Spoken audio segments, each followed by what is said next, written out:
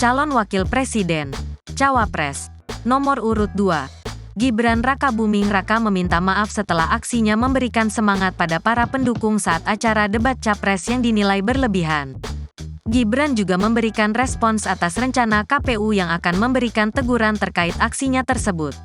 Sebelumnya, dalam debat Capres perdana di kantor KPU RI, Selasa, tanggal 12 Desember tahun 2023, Gibran tampak bangkit berdiri dari kursinya untuk membangkitkan semangat penonton setelah Prabowo membelanya soal putusan Mahkamah Konstitusi, MK. Gibran mengatakan pihaknya siap menerima teguran dari KPU. Semua teguran, evaluasi kami terima, kata Gibran di Solo, Jawa Tengah, Kamis, tanggal 14 Desember tahun 2023. Putra sulung Presiden Jokowi itu juga menyampaikan permintaan maaf terkait sikapnya yang berlebihan dalam debat pemilihan presiden, Pilpres 2024. Saya mohon maaf sebelumnya, ungkap Gibran yang menjabat wali kota Solo.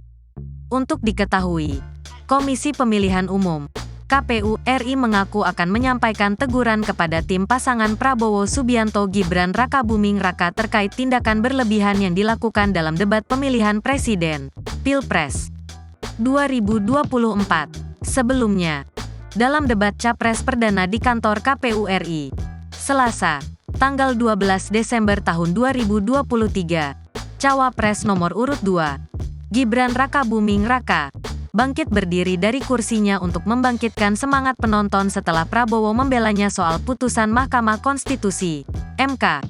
Ini yang tidak boleh dan kita tegur, kata Ketua KPU RI Hasyim Asyari kepada wartawan pada Rabu, tanggal 13 Desember tahun 2023. Namun demikian, Hasyim mengatakan, teguran itu belum disampaikan. Saat evaluasi dan rapat persiapan debat selanjutnya kita sampaikan, ujarnya.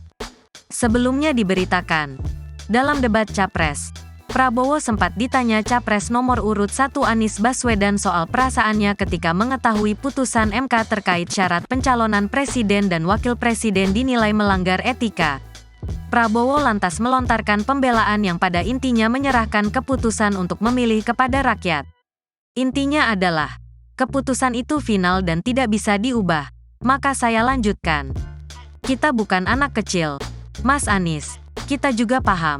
Intinya rakyat yang putuskan. Kalau rakyat enggak suka Prabowo Gibran, enggak usah pilih, kata Prabowo. Usai mendengar jawaban Prabowo tersebut, Gibran langsung berdiri membangkitkan semangat pendukung dan bertepuk tangan. Wajahnya tampak memerah, tetapi Gibran sempat terlihat diingatkan salah satu tim suksesnya di belakang kursi, sebelum kembali mengempaskan dirinya ke kursi. Download Tribun X sekarang, menghadirkan lokal menjadi Indonesia.